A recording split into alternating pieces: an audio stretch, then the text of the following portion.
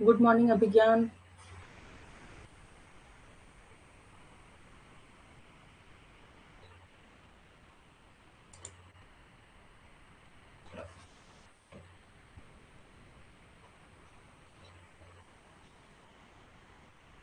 Good morning.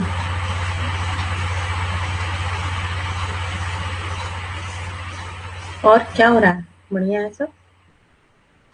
Hmm.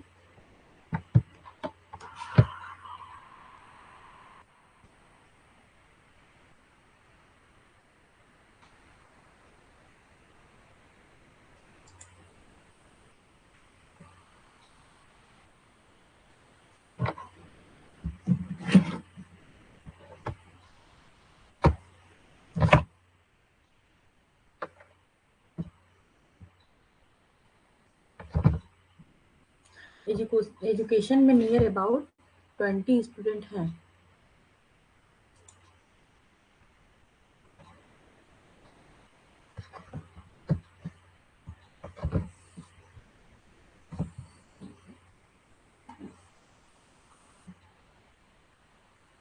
Good morning Dinesh. How are you?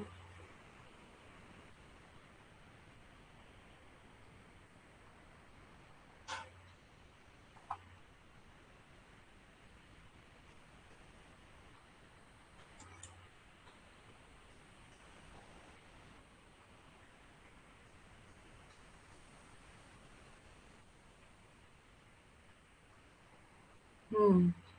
Class कम लोग लेते हैं। लोग रिकॉर्डेड क्लास देखते हैं।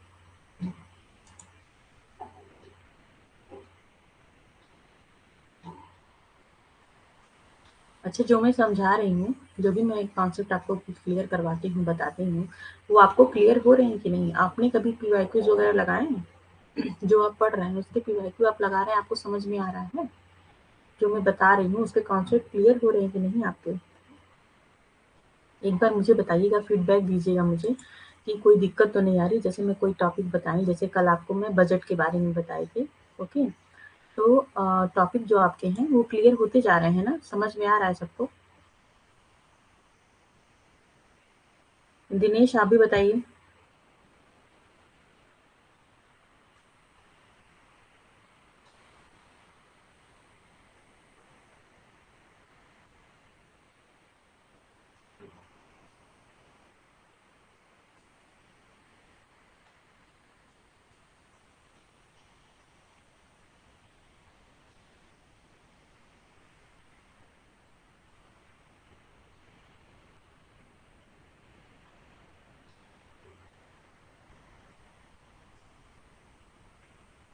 आप क्या पढ़े हैं विज्ञान?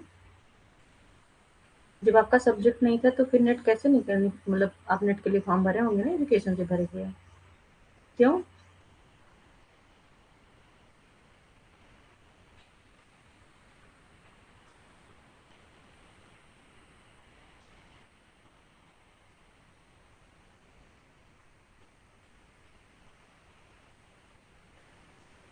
ओके। लेकिन एमएड की चीज़ें तो वही, मैं भी एमएड की हूँ। तो मुझे लगता है जो एमएड का सिलेबस है वो करीब 90-95% वही था। किस यूनिवर्सिटी से आपने किया है एमएड?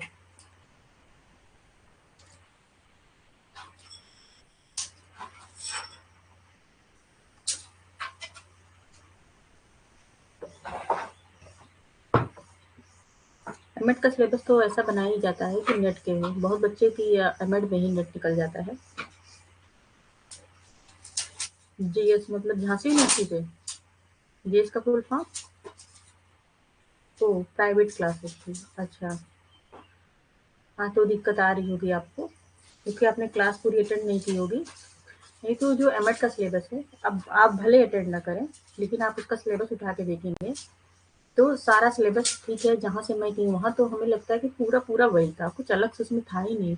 अगर अब कहा जाए कि 99 तो ठीक है, मैं नहीं कह सकती, लेकिन 95 तक सिलेबस एकदम नेट का ही सिलेबस था उसमें। फिरोजाबाद में, ओके। लेकिन आप में भी अगर कितना भी कम होगा तो 80% सिलेबस आपका नेट का ही रहा होगा एमएड में।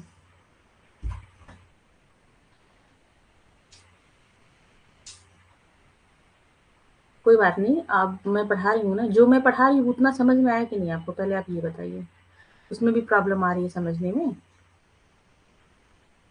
जैसे मैंने बजट के बारे में बताया था, कर रेवेन्यू सोर्स के बारे में बताया था, तो ये सब चीज़ें समझ में आई आपको ना, कि उसमें भी प्रॉब्लम आ रही है?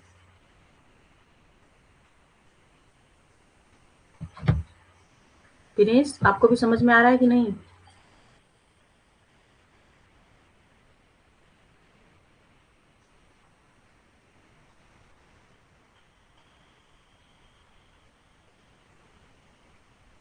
फिर ठीक है, जो मैं पढ़ा रही हूँ वो आपको अगर कॉन्सेप्ट समझ में आ रहा है, तो मैं तो देखिए, मैं तो जितना आपका नेट का सिलेबस है, वो तो मैं आपको कवर पूरा कराऊँगी ना।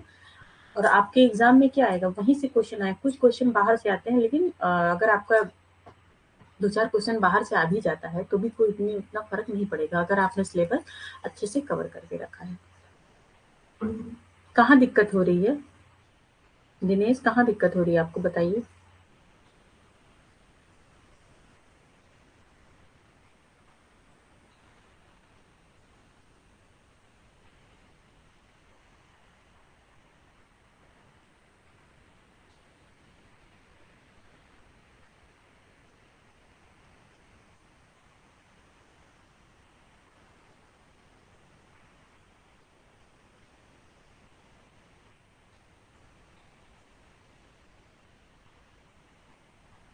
अपनी जो प्रॉब्लम है ना, आप लोग मुझसे अगर खुल के शेयर करेंगे, तो मैं उस चीज़ को क्लियर कर पाऊँगी, इंग्लिश लैंग्वेज में। अच्छा, तो मैं तो हिंदी में भी आपको बताती हूँ, इंग्लिश लैंग्वेज में अगर आपको दिक्कत आ रही है, जैसे कि बजटिंग, ठीक है? इसको हिंदी लिखा हुआ है ना, सामने ही लिख देते हो, या तो फिर दूसरी स्लाइड में वो रहता है, और जो मैं आपको नोट्स देती हूँ, उसमें भी हिंदी रहता है। और दूसरी बात कि कुछ चीज़ें इंग्लिश की आपको इंग्लिश में ही बतानी पड़ेगी। मतलब इंग्लिश का नहीं, जैसे कुछ चीज़ें इंग्लिश की आपको इंग्लिश में ही याद करनी पड़ेगी, है ना? कभी जैसे होता है कि अभी हम लोग एनईपी में पढ़े हैं, तो बहुत सारे फुल फॉर्म थे, वो आप हिंदी में अगर जाएँगे उस चीज़ को, तो आप भूल जाएँगे। तो आप इंग्लिश में याद करेंगे तो ज़्यादा अच्छा रहेगा।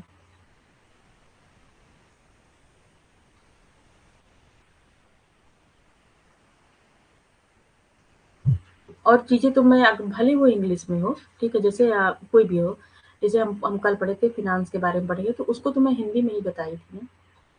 तो चीज़ें भले इंग्लिश में रहती हैं, लेकिन मैं समझाती तो हिंदी में ही हूँ, सब हिंदी ही बोलती हूँ। हाँ, वही बात है, कुछ चीज़ों का तो इंग्लिश का इंग्लिश में ही याद करना पड़ेगा। जैसे कि हम लोगों ने थिंकर्स के बारे में जब पढ़ा था, यूनिट फर्स्ट में थिंकर्स के बारे में पढ़ा, तो उसमें बहुत सारे थिंकर्स थे। कुछ जो अपने यहाँ के थे, अपने देश के, तो उनसे तो हम लोग परिचित हैं, तो उनके बारे में हम लोग अच्छे से पढ़े। लेकिन जो कुछ बाहर के हैं, उनकी जो बुक्स है, उन्होंने जो-जो थ्योरी दी है, उसको तो हमको समझना ही पड़ेगा। तो इंग्लिश की चीज़ें हैं, तो वो इंग्लिश में ही याद करनी पड़ी, लेकिन मैं भाषा तो लैंग्वेज जो यूज़ कर रही हूँ आप लोग को बताने का, वो हिंदी में ही कर रही हूँ। तो जो आपकी प्रॉब्लम है ना, ठीक है, मैं कोशिश करूँगी ज़्यादा से ज़्यादा हिंदी चीज़ें डालने का, ताकि आपको अच्छे से समझ में आए। लेकिन आप भी थोड़ा कोशिश करिए कि कुछ चीज़ें जो इंग्लिश में, उसको थोड़ा-सा इंग्लिश पकड़ के चलिए, क्योंकि एकदम से ना हम जो मतलब इंग्लिश से पीछा नहीं छुड़ा सकते। इंग्लिश तो हमको सीखनी ही पड़ेगी, क्योंकि अभी आप कैसे भी करके, हिंदी में करके, इंग्लिश में करके, जैसे भी करके आपका नेट और जेआरएफ क्लियर हो गया। फिर उसके बाद अगर आप पीएचडी कर रहे हैं, तो आपको इंग्लिश में ही करनी पड़ेगी ना। आपकी तरफ यूनिवर्सिटी में पीएचडी हिंदी में होती है, बताइए? आपका तो यही काम है ना कि आप पीएचडी करेंगे। मेन आपका तो यही पर्पज़ होगा, आप कहीं पढ़ाएँगे, असिस्टेंट प्रोफ़ेसर बनेंगे।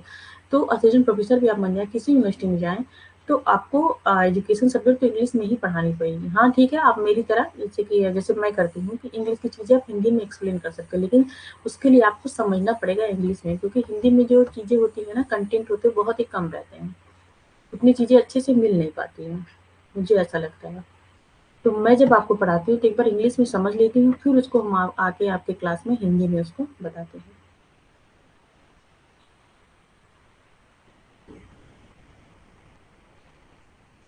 ठीक है दिनेश, आप थोड़ा-सा ध्यान दीजिए इंग्लिश पर भी, और मैं तो दोनों में समझाती हूँ, तो थोड़ा समझिए उस चीज़ को। और जो चीज़ें नहीं समझ में आ रही हैं ना, वो चीज़ आप पूछ लीजिए मुझसे।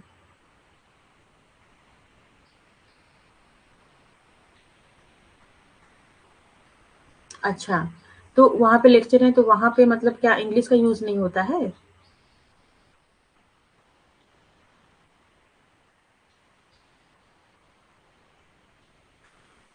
आप लेक्चरर हैं, बहुत अच्छी बात है। तो आप अगर इंग्लिश आप अपनी सीख लेंगे तो आप बच्चों को भी सिखा पाएंगे, ताकि बच्चों को भी ये दिक्कत नहीं हो। ओके ओके, मराठी लैंग्वेज है आपकी, ओ ये बात है। हाँ, सबकी अपनी अपनी प्रॉब्लम है, मैं समझ रही हूँ।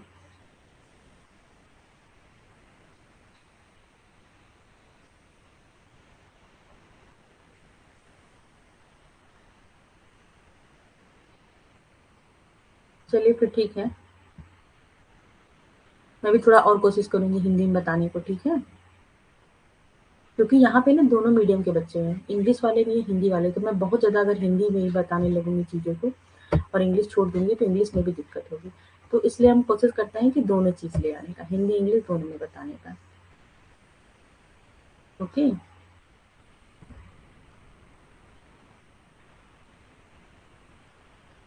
तो थोड़ा-सा कोऑपरेट करिए आप मेरे साथ। तो आज की क्लास शुरू की जाए?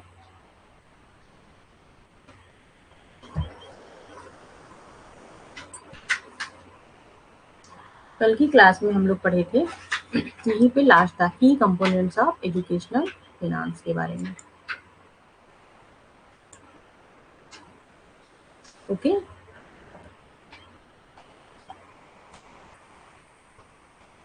तो इसके क्या-क्या की कंपोनेंट हैं?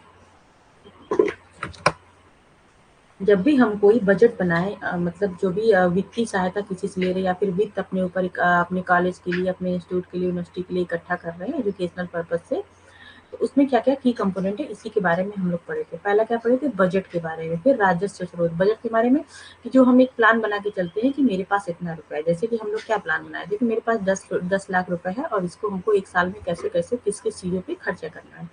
तो एक हम प्लान बनाए, तो वो हमारा हो गया, बजट हो गया। और क्या हो गया? राजस्व का स्रोत हो गया। तो कल की वीडियो में हम लोग सब पूरी बात किए थे, राजस्व का स्रोत क्या है? अलग-अलग स्रोतों से जो राजस्व हमें आता है, जो हमें फीस के थ्रू आ रहा है, कहीं से हमको सांसद निधि के थ्रू पैसा आ गया, ठीक है? कहीं से हम लोन ले लिए, बैंक से लोन लिया, फिर बैंक हमको कभी-कभी होता है कि कुछ बैंक के पास भी फंड होता है जो स्कूल में शिक्षा के पर्पज़ से दे देते हैं। तो उससे काम आ गया। तो जैसे भी हो गया, तो मतलब क्योंकि हमको राजस्व जो है, जो हमारा वित्त है, वो कहाँ-कहाँ से उस चीज़ का सोर्स आ रहा है।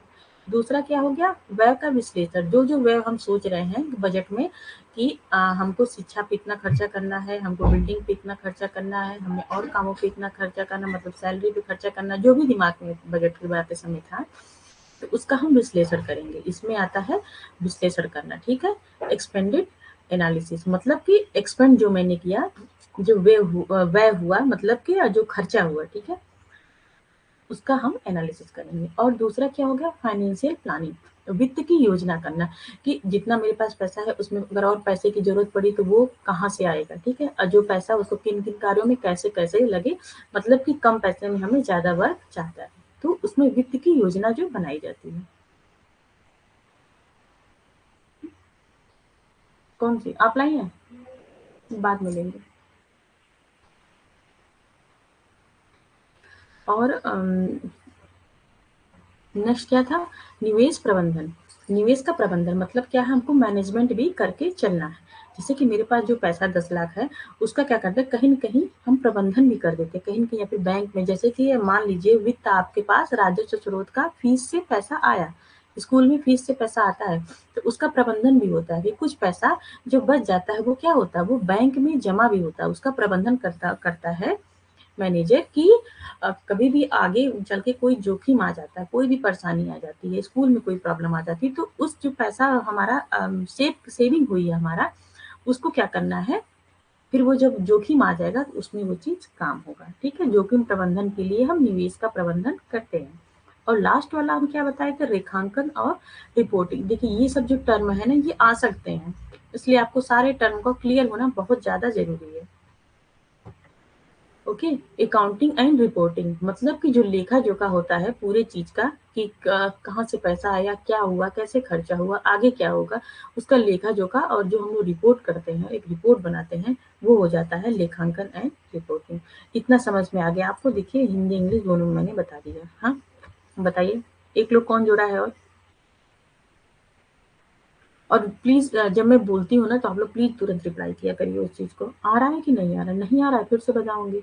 अब ये दिमाग में मेरी क्लास से लेके मत जाया करिए कि ये क्वेश्चन नहीं समझ में आया, ठीक है? कोई भी कॉन्सेप्ट आपका क्लियर नहीं हुआ। ये ना आपके लिए अच्छा है, ना मेरे लिए भी अच्छा है, मुझे भी अच्छा नहीं लगेगा।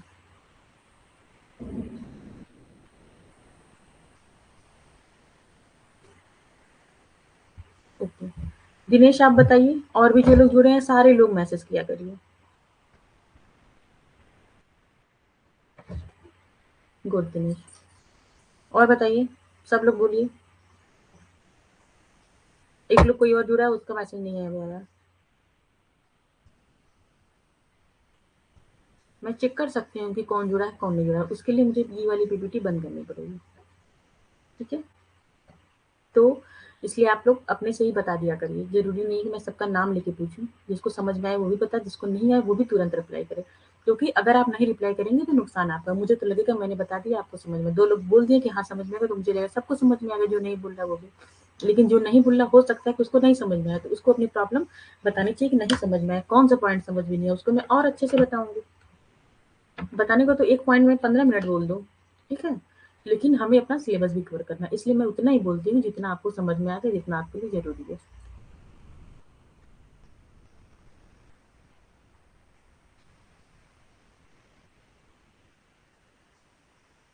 ठीक है, मैंने ज़्यादा बोल दिया, उन्होंने भाग भी लिया।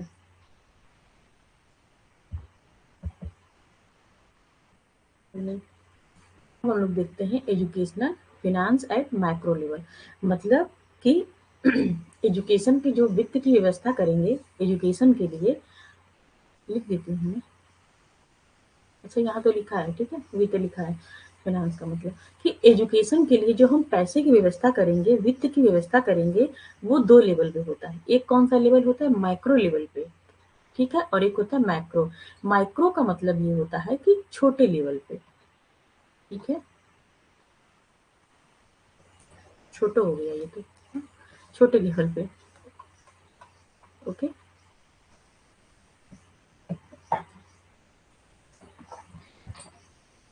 हम जो वित्त की व्यवस्था करते हैं, अगर छोटे लेवल पे करते हैं, तो वो हमारा हो जाता है कि मैक्रो लेवल पे, ओके?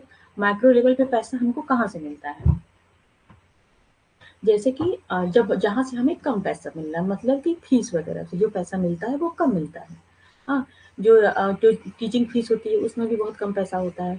जो हमारा जैसे कि एडमिशन फीस हो गया उसमें कम पैसा हुआ, तो जो छोटे लेवल की फीस है, ठीक है, माइक्रो लेवल की, तो वो हो जाता है कि हम वित्त की व्यवस्था कैसे कर रहे हैं, हम माइक्रो लेवल पे कर रहे हैं, मतलब कि जो हमारा सोर्स है वो छोटा है, मतलब कम मात्रा में पैसे आ रहे हैं। और एक होता है मैक्रो, एम ए, ये वाला जो टर्म है ना आपको हर जगह काम आएंगे, ठीक है, मैक्रो लेवल, ठीक है। तो ये जो होता है इसका मतलब हो गया कि बड़ा लेवल पे हो गया। यहाँ पे देख लीजिए पूरा लिखा है, ओके। तो इसका मतलब हो गया कि बड़े लेवल पे पैसा कहाँ से आता है? जैसे कि बड़े लेवल पे क्या हो गया, यूजीसी ने अनुदान दे दिया, कुछ पैसा यूजीसी ने यूनिवर्सिटी को दे दिया, कुछ पैसा एनसीईआरटी ने दे दिया, okay. All India council for teacher education, कुछ पैसा आप अगर आपकी यूनिवर्सिटी में टीचर की ट्रेनिंग हो रही है तो एसीटीई ने पैसा दे दिया, ठीक है, all India council for teacher education, okay. तो इसने पैसा दे दिया, तो अलग अलग क्षेत्रों से जब पैसा आता है, मतलब जब कोई सरकार का अनुदान आता है, हमारे पास सरकारी पैसा रहता है तो वो ज्यादा मात्रा में आता है, तो उसको बोलते हैं कि उसमें जो शिक्षा के लिए वित्त की व्यवस्था हो रही है वो किस लेवल पे हो रही है, वो माइक्रो लेवल पे हो रही है। और जो हमको छोटी-छोटी चीज़ों से आता है, जैसे कि मतलब इसमें लिखा है इंडिविजुअल एजुकेशनल इंस्टीट्यूट, ठीक है, सच एज स्कूल, कॉलेज और यूनिवर्सिटी, ओके।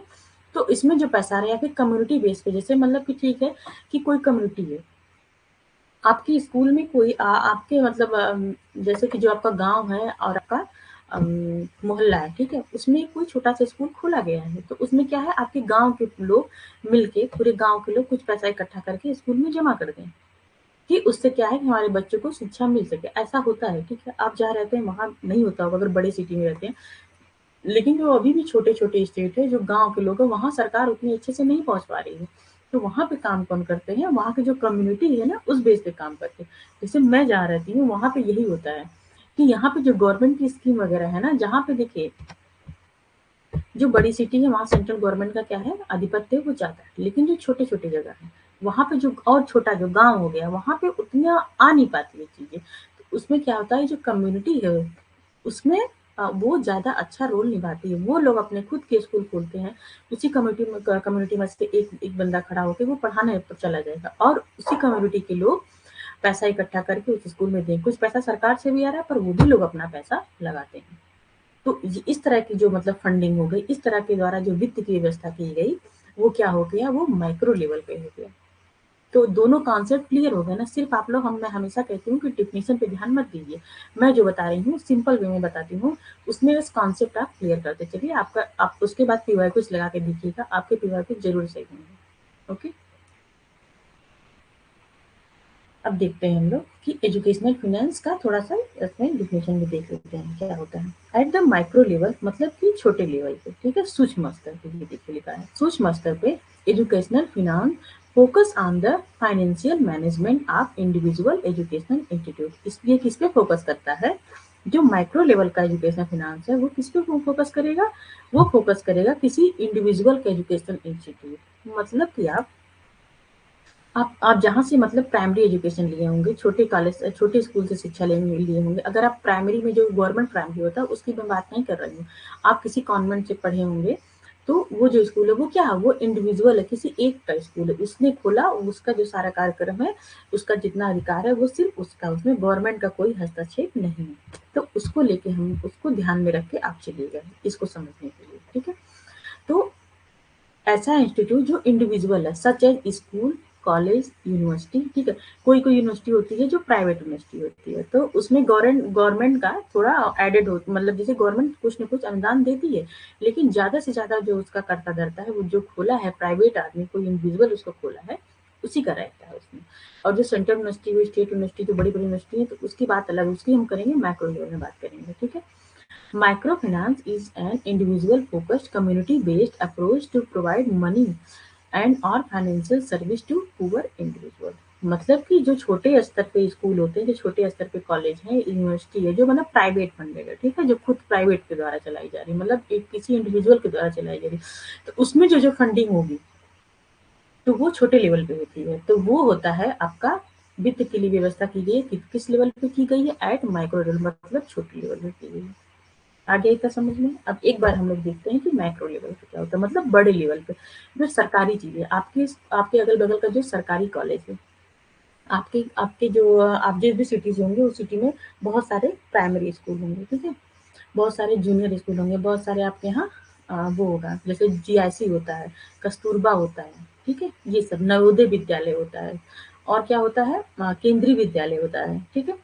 तो ये सब में जो आता है चीजें, वो सीधे गवर्नमेंट के थ्रू आती है। तो गवर्नमेंट के थ्रू 1000-2000 रुपए नहीं आता, उसमें लाख, 2 लाख, 4 करोड़, ठीक है, इस टाइप में यूनिवर्सिटी वगैरह में करोड़ों करोड़ों में रुपए आते हैं, तो वो मैक्रो लेवल पे आते हैं।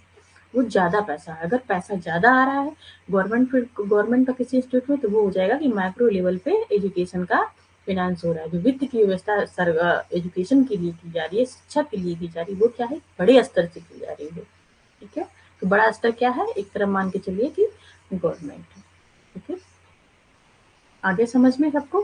फिर हम लोग थोड़ा इसको देख लेते हैं। और micro finance deals with a economic और an overall social structure. It involve drafting policy, initiating program like subsidy और funding and operating multi year economic development plan और प्रोजेक्ट।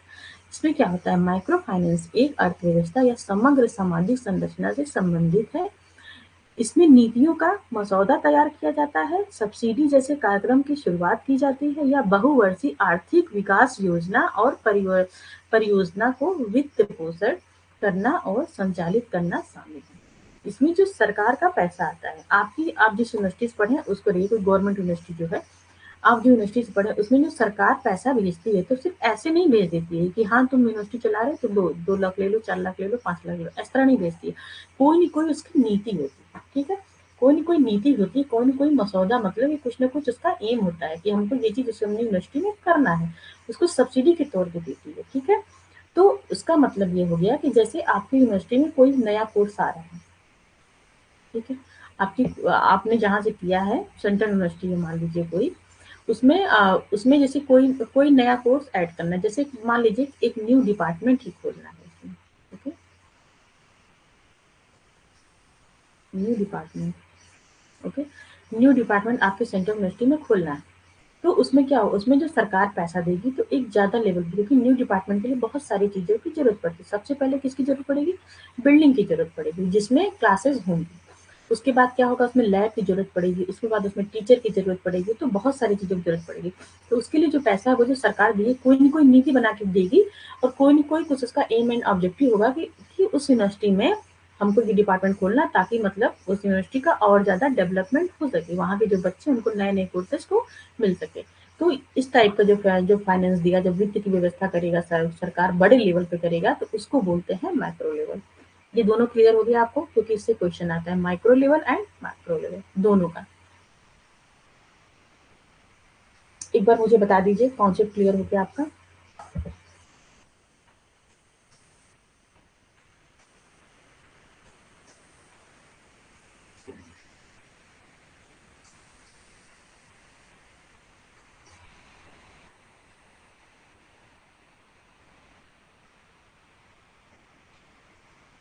दिनेश आप भी बताइए।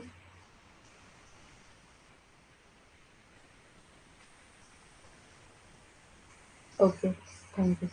अब हम लोग बात करेंगे कि what is budget. Hindi English दोनों में। देखिए बजट क्या हो गया, इसके बारे में हम लोग पहले भी बात कर चुके हैं, अब इसको थोड़ा सा ब्रॉड में पढ़ेंगे, क्योंकि और जो बाकी चीजें अभी पढ़े हैं वो चीज आप में थी नहीं, वो बस मैंने ऐसे बता दिया कि कभी कभी एग्जाम में पूछा जा सकता है, लेकिन बजट का टॉपिक लिखा हुआ है आपके सिलेबस में, लिखा कि आपको बजटिंग पढ़नी ही पढ़नी है। और बाकी चीजें मुझसे क्वेश्चन आते हैं, इसलिए मैंने बता दिया कि व्यय का जो विश्लेषण होता है वो कैसे होगा, बजट कैसे होगा, जो हमने बताया कि जोखिम प्रबंधन बताए थे उसके बारे में। तो मैंने इसलिए बताया कि कभी-कभी क्वेश्चन घुमा फिरा के आ सकते हैं, तो आपका क्वेश्चन ना छूटे। ज़रूरी नहीं, देखिए मैं जो भी आपको पढ़ाती हूँ, मैं नेट के एग्ज़ाम को तो का सिलेबस करवाती ही हूँ, और उसके बाद मेरी कोशिश रहती है कुछ और भी चीज़ें दे दूँ, ताकि ज़रूरी नहीं है कि आपको सिर्फ नेट का एग्ज़ाम क्लियर करना है। मेरा यही मानना है कि अगर हम पढ़ रहे हैं तो नेट जेआरएफ तो है दिमाग में, लेकिन हमारे पास सेकंड प्लान होना चाहिए कि हमारा नेट जेआरएफ नहीं निकला तो हमारा क्या होगा। हमारे पास बहुत सारे एग्ज़ाम हैं जो आप जिसमें आपको एजुकेशन काम आता है, जो मैं बता रही हूँ। आपका अपने यहाँ का टेट में काम आ गया, इसी क्वेश्चन आएँगे, लेकिन थोड़ा-सा टेट में क्या होता है कम लेवल पे, मतलब जैसे कि हल्के लेवल के आते हैं, क्योंकि मेरा 3 टाइम टेट क्वालिफाइड है। और सीटेट, जैसे कल सीटेट का फॉर्म निकला है, ठीक है?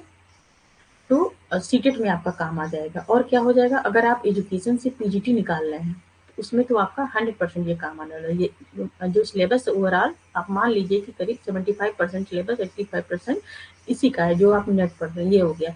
और आपने जीआईसी का एग्ज़ाम दिया एजुकेशन सब्जेक्ट से, मतलब एजुकेशन सब्जेक्ट का आप जो भी एग्ज़ाम देंगे, आपका उसमें आ सकता है। तो वो कहीं भी आपका पूछ सकता है, ज़रूरी नहीं है कि इसमें बजट दिया तो बजट ही पढ़ा जाए, ठीक है? जब थोड़ा बहुत टाइम रहता है मेरे पास, तो अगर मुझे चीज़ें मिल जाती हैं, मिलने के ऊपर भी होती है, अगर चीज़ें दिख गई, मिल गई, तो मैं सोचती हूँ थोड़ा-सा बता दूँ। और ये भी नहीं ज़रूरी है कि वो चीज़ आपके नेट पे ना पूछा जा सके, आ सकता है, क्योंकि वो उसका पार्ट है। लेकिन बजटिंग को थोड़ा ध्यान से अच्छे से पढ़ना पड़ेगा, क्योंकि ये लिखा हुआ है साफ-साफ कि बजटिंग आपको पढ़ना ही पढ़ना है। अब हम लोग देखते हैं कि what is budget. A budget is a financial plan for a specific period. जैसे कि आप देखते हैं कि हर साल हमारे देश का बजट आता है, तो ये कितने साल का होता है, 1 ईयर का। उसमें प्लान बताया जाता है, ठीक है? कि 1 ईयर में जो हमारा बजट है, जैसे कि मान लीजिए सरकार के पास 1 करोड़ रुपया है, ठीक है? तो सरकार क्या करती है, 1 करोड़ रुपए का प्लान लेके आती है कि हमारा 1 करोड़ रुपया कैसे-कैसे खर्चा करना है। कितना हमको हेल्थ पे खर्चा करना है, कितना हमको एजुकेशन पे खर्चा करना है, कितना हमको रेलवे पे खर्चा करना है, ठीक है? और भी बहुत सारी चीज़ें हैं, तो आप सब लोग जानते होंगे, क्योंकि सब लोग इतना तो पता ही है सबको, ठीक है? बजट जब आता है सब लोग ध्यान से सुनते हैं। तो उसमें 1 ईयर का प्लान होता है, तो मतलब एक स्पेसिफिक प्लान होता है। जब हम अपने स्कूल का बजट बनाएँगे, हमको यहाँ पढ़ना है एजुकेशन का। जब हम अपने स्कूल का बजट बन रहा है, हमारी यूनिवर्सिटी का बजट बन रहा है, तो उसका भी एक स्पेसिफिक प्लान होता है कि इतना पैसा मुझे 6 मंथ में खत्म करना है, या फिर 1 ईयर में, या फिर 2 ईयर। लेकिन ज़्यादातर जो बजट का प्लान होता है ना, 1 ईयर का ही बनता है। तो एक स्पेसिफिक प्लान जो बनता है, वो स्पेसिफिक पीरियड के लिए बनता है। That is called budget. मतलब कि मेरे पास जो वित्त है, फाइनेंशियल का है, मतलब कि जो मेरे पास वित्त है उसका हम प्लान बनाते हैं 1 साल का, 2 साल का, 6 महीने का, मतलब एक पहले से निर्धारित पीरियड का हम उसमें प्लान बनाते हैं कि वो वित्त हमको कैसे-कैसे खर्चा करना है। आ गया बजट की डेफिनेशन, ये होता है बजट। और जो काम होता है उसपे उसको बोलते हैं बजटिंग।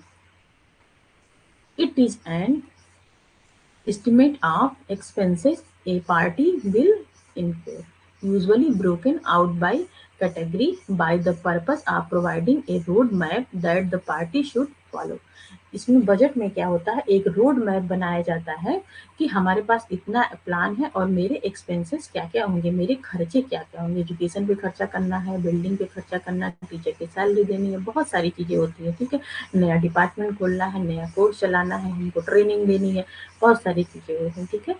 या स्कॉलरशिप प्रोग्राम चला देना है इसी पैसे में से, कुछ बच्चों को स्कॉलरशिप भी दे देना है, जो कुछ भी मन में आया, ठीक है। तो ये क्या होता है, जो हमारा पैसा होता है उसके द्वारा जो पार्टी होती है, पार्टी का मतलब कि इंस्टीट्यूट से मतलब है कि जो जिसका इंस्टीट्यूट हुआ वो क्या करता है, वो एक रोड मैप तैयार करता है कि हमें अपने एक्सपेंसेस हैं वो कैसे-कैसे खर्च करने हैं। अब देखते हैं next. This budgeting refer to the process of creating a financial plan of a particular period, typically a year, ठीक है। और ये जो प्लान होता है वो क्या होता है, टिपिकली 1 ईयर का होता है या फिर किसी स्पेसिफिक पीरियड का होता है। वो 2 ईयर का भी हो सकता है, वो 3 ईयर का भी हो सकता है, लेकिन ज्यादातर प्लान 1 ईयर के बनते हैं।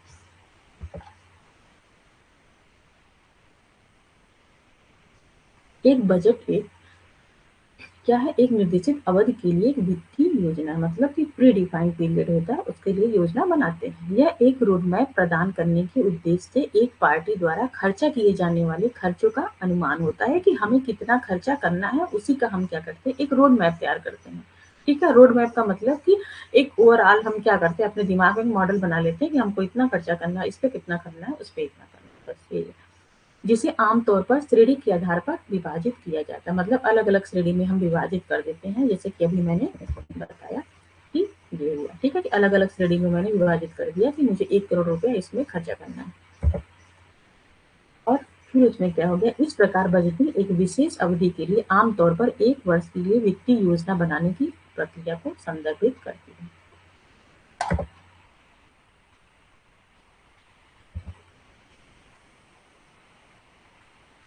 Budgeting involves estimating the amount of income that will be earned from the expenses that will be incurred over the period. Budgeting जब बनती है तो हमारे पास जो पहले से है, ठीक है, जो हमारे पास पहले से चीजें पैसा है उसका, और कैसा है जो हमारे खर्चे हो रहे हैं उस पे भी ध्यान दिया जाता है, और जो जो हमारे पास पैसा आ रहा है उस पे भी, तो सब मिला के ओवरऑल जितना वित्त हमारा बनेगा उस हिसाब से हम प्लान अपना बनाते हैं। The primary goal of budgeting is to allocate financial resource effectively and efficiently to achieve organization objective. Budget बनाने का प्राथमिक लक्ष्य क्या होता है, संगठनात्मक उद्देश्यों को प्राप्त करने के लिए वित्तीय संसाधनों को प्रभावी ढंग से कुशलता से आवंटित करना होता है। बजट जो बना तो हम क्या हो गया, उसमें कुछ न कुछ हमारा उद्देश्य हुआ। हमारा उद्देश्य क्या होगा कि आज जिस कंडीशन में हमारा स्कूल या कॉलेज है वो आगे 1 साल बाद क्या होगा, वो अच्छा होगा, मतलब और अच्छा हमको क्या करना, प्रोग्रेस करना है। उस हिसाब से बजट बना, ठीक है, कि हमको कहाँ-कहाँ, कैसे-कैसे खर्चा करना है। कुछ मार्केटिंग में भी खर्चा होता है, ये अपने प्रचार लोग करते हैं ना अपने कॉलेज यूनिवर्सिटी का, और अपने यहाँ तक कि अपनी कोचिंग का, ठीक है, तो सब लोग अपना-अपना करते हैं उसमें, कि हमारा जो जो भी हमारा संस्थान है वो क्या है, आज जहाँ है लेकिन कल वो उसके आगे जाए। उसके लिए क्या होता है, एक उद्देश्य होता है, और उसको प्रभावी ढंग से कार्य करने के लिए हमको क्या, हमें वित्त की आवश्यकता पड़ती है। बजट बनाने में अर्जित की जाने वाली आय की राशि और उस अवधि के दौरान होने वाले खर्चे का अनुमान लगाया जाता है कि हमारे पास कितनी राशि, हमारे पास 1 करोड़ है और हमारा खर्चा आगे कितना होगा, ठीक है। 1 करोड़ का 1 करोड़ खर्चा होगा या फिर 1 करोड़ का कुछ कम होगा, 10-20 हज़ार हम उसमें से बचा लेंगे या 10-20 लाख बचा लेंगे, जो भी है। तो ये क्या, एक तरह से उसका अनुमान लगाया जाता है, मतलब एक पहले से ही रोड मैप तैयार कर लिया जाता है। ये हो जाएगा आपका बजटिंग। अब देखते हैं कि जो बजट की प्रोसेस है, ठीक है, जब हम बजट बनाते हैं, budgeting process typically involve surveil step. अगर हम कोई बजट बना रहे हैं तो उसमें कुछ स्टेप होते हैं जो हम फॉलो करते हैं, तो वो स्टेप हम देखते हैं। ये स्टेप आप लोग याद कर लीजिएगा। चलिए देखते हैं क्या-क्या स्टेप होता है। पहले हम क्या करते हैं, setting budget goal and objective. जो भी हम बजट बना रहे हैं तो पहले हम उसका गोल एंड ऑब्जेक्टिव बनाते हैं कि हमारा गोल क्या है। हमने अपना कुछ न कुछ गोल बनाया।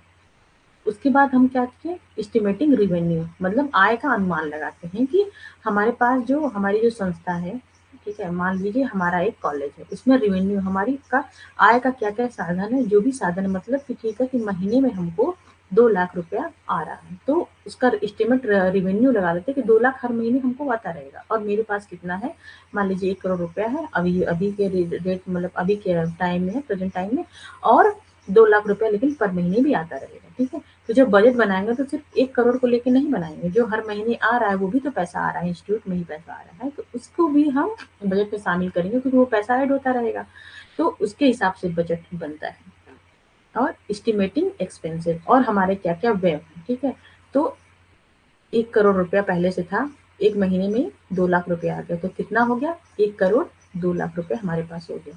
तो इसमें से हम खर्च भी तो करेंगे, तो इसमें से हम क्या मान लीजिए 1 करोड़ 2 लाख रुपया, इसमें से 2 लाख खर्च कर दिए। तो एक्सपेंसेस भी ध्यान में रख के चलेंगे कि जो 1 साल का प्लान बन रहा है, तो उसमें कितना पैसा आएगा हमको, वो भी उसमें ध्यान में रख के बस बजट बनता है और क्या होगा कितना खर्च हो रहा है, उसमें भी ध्यान में रख के होता है। और जो पैसा बच रहा है, उस पैसे को हम क्या करते हैं अपने स्कूल के या अपने कॉलेज यूनिवर्सिटी के इम्प्रूवमेंट के लिए लगाते हैं। डेवलपिंग ए बजट प्लान, उसके बाद एक बजट का प्लान बनाते हैं, फिर क्या करते हैं monitoring and adjusting the budget, मतलब फिर अपने बजट को हम मॉनिटर करते हैं, उसके बाद हम चीज़ों को एडजस्ट करते हैं, अगर कहीं कम ज़्यादा हो रहा है तो उसको हम कि एक्सपेंसेस ज़्यादा हो गए थोड़ा कम कर दिए, ठीक है, पैसा कम आ रहा है तो कुछ ऐसी चीज़ करें कि जो पैसा आने लगे, थोड़ा फीस वगैरह लोग बीच-बीच में भी कभी-कभी बढ़ा देते हैं, है ना? तो इसी हो गया। तो एक बार हम फिर से इसको देखते हैं कि पहले क्या करते हैं, अभी तो मैंने क्या आपको एग्जाम्पल के तौर बनाया, अब थोड़ा फिर से थोड़ा अच्छे से देखते हैं इसको। ओके, एक बार और पहले क्या करते हैं, सेटिंग बजट गोल, बजट बनाने के लिए सबसे पहले हम अपना कुछ न कुछ गोल एंड ऑब्जेक्टिव बनाते हैं कि हमको जो बजट है, हमारा जो इनपुट हम बजट में कर रहे हैं उसका आउटपुट क्या होना चाहिए, ये हमारा हो गया गोल एंड ऑब्जेक्टिव हो गया। फिर एस्टिमेट रेवेन्यू, हम आय अच्छा हिंदी में भी देख लेते हैं, ठीक है। पहले क्या करते हैं बजट लक्ष्य और निर्देश का उद्देश्य का निर्धारण करते हैं, फिर हम करते हैं आय का अनुमान कि हमारी जो आय हो रही है, किसी इंस्टीट्यूट की जो आय हो रही है वो किन-किन साधनों से हो रही है और कितनी हो रही है। फिर हम क्या करते हैं व्यय का अनुमान लगाते हैं कि इतना पैसा अगर आ रहा है तो खर्चा कितना हो रहा है और जो बचा, जो हम एक अनुमान लगा लें कि मेरे पास ठीक है 10 लाख रुपए आए, उसमें 60 लाख खर्चा हो रहे हैं तो 2 लाख तो बच रहे हैं मेरे पास, ठीक है। तो एक हम अनुमान लगा लें, उसके बाद क्या होगा एक बजट योजना का विकास करते हैं। फिर हम एक बजट प्लान का विकास करते हैं कि 2 लाख बच रहा है उसको हम अपने इंस्टीट्यूट की भलाई के लिए कैसे लगा सकते हैं। फिर हम वो पैसा लगा दिए, उसके बाद हम उसकी क्या करते हैं निगरानी करते हैं कि जो हमारे एम एंड ऑब्जेक्टिव हैं वो पूरे हो रहे हैं कि नहीं हो रहे हैं, और अगर नहीं हो रहे हैं तो उसमें कम ज़्यादा भी कुछ करते हैं, ठीक है। ये हो गया एक प्लान हो गया, ये स्टेप हो गए। स्टेप आप लोग चारों ज़रूर याद रखिएगा, पहले गोल्स एंड ऑब्जेक्टिव होंगे, दूसरा एस्टिमेट रेवेन्यू देखते हैं, फिर एक्सपेंसेस देखते हैं, फिर बजट का प्लान बनाते हैं, उसके बाद हम मॉनिटरिंग करते हैं और एडजस्टमेंट करते हैं। आगे समझ में?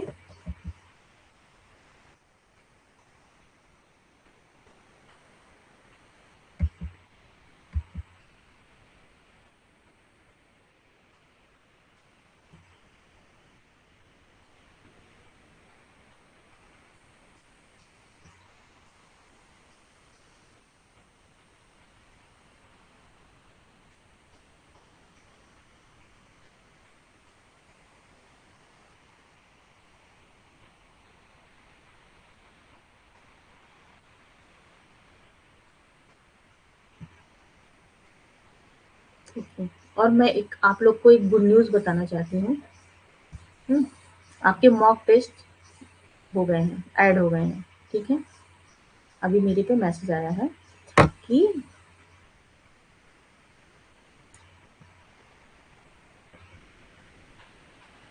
आपकी जो मॉक टेस्ट है, जो मैंने बना के 20 क्वेश्चंस का दिए थे, वो आप अपना जब वो खोलेंगे फिलर फॉर्म ऐप खोलेंगे तो उसमें मॉक टेस्ट आपको दिखेगा, ठीक है?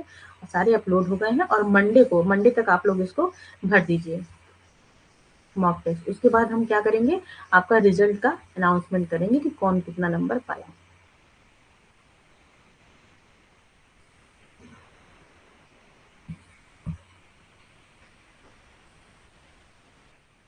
और वो क्वेश्चन वही है, वो उसी यूनिट से जो मैंने 5 यूनिट पहले पढ़ा दी थी, उसी यूनिट से हैं बस, ठीक है?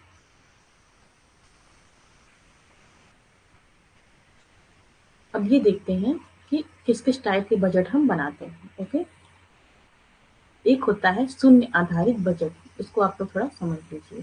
ठीक है, 4 तरीके के बजट होते हैं।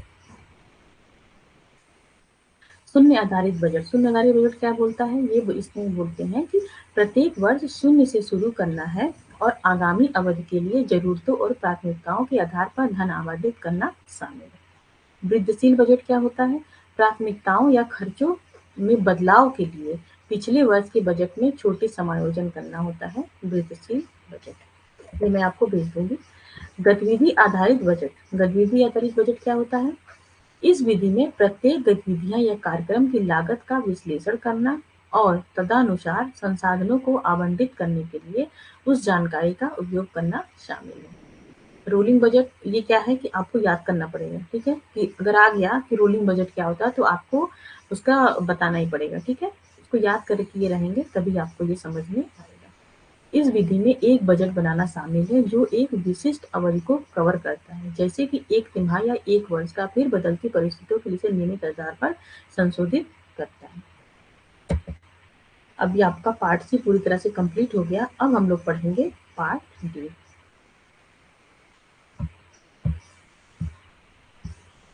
आज भी आपकी 6 PM वाली क्लास होगी। 6 PM की डेली क्लास होती है और 10 का भी तो आजकल काफी दिन से डेली ही हो रहा है। ठीक है, लेकिन 6 PM वाली क्लास में इसको हम लोग पढ़ेंगे। ठीक है, लेकिन अभी क्या है, अभी मैं थोड़ा सा इसका एक ओवरव्यू दे देती हूँ ताकि आगे वाली क्लास में समझने में आसानी रह सके।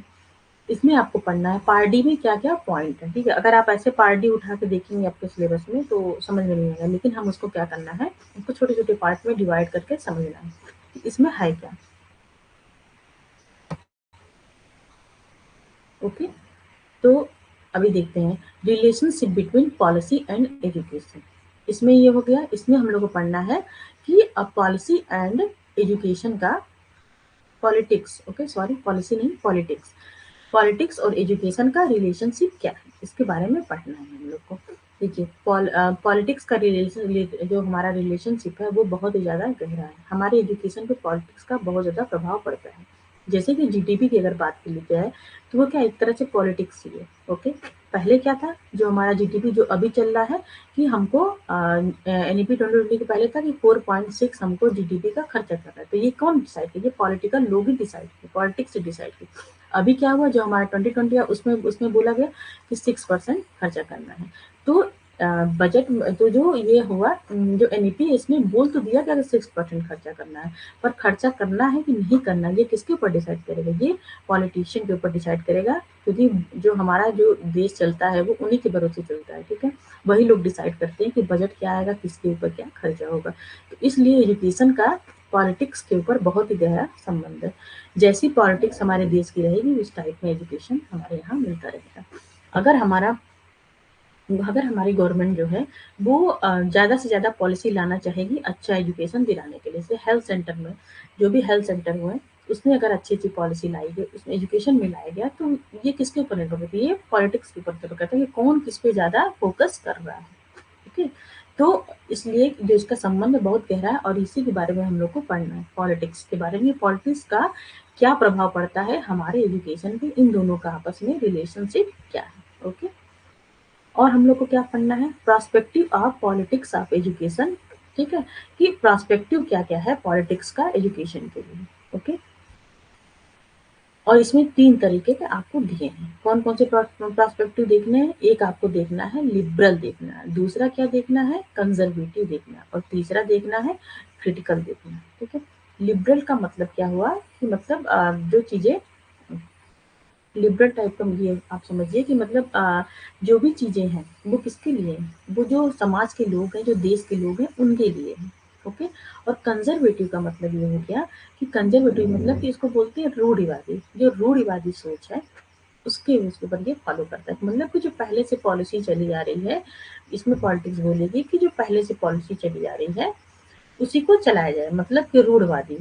ठीक है, उसी उसी सोच को लेके उसमें स्कीम जो वगैरह रहती है, मतलब चेंज करने की जरूरत नहीं है, जो पहले चल रही है वही चलेगी।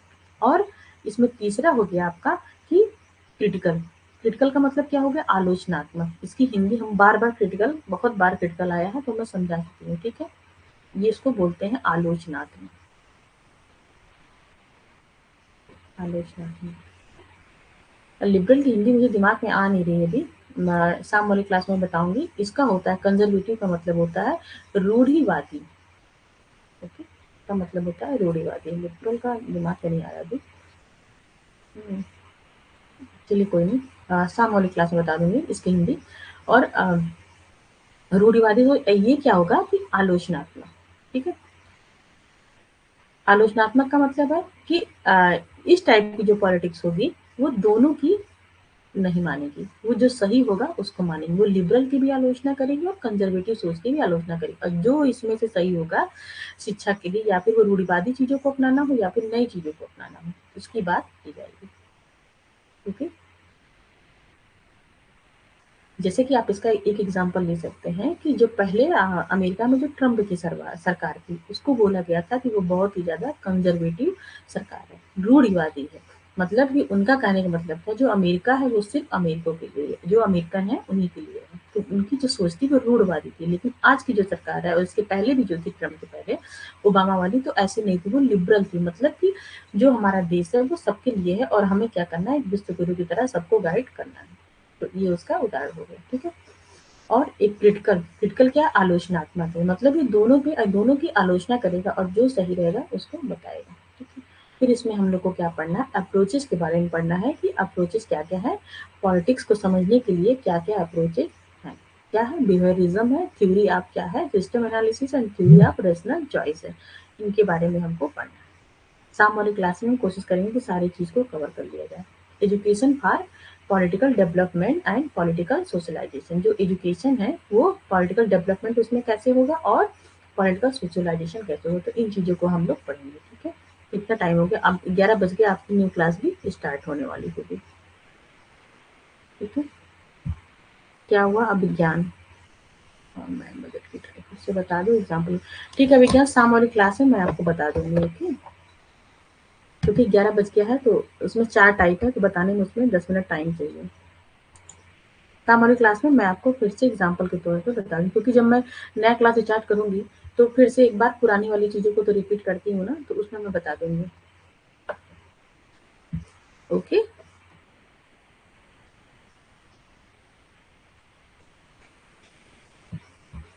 ओके, ठीक है फिर शाम वाली क्लास में आप लोग मिलिए।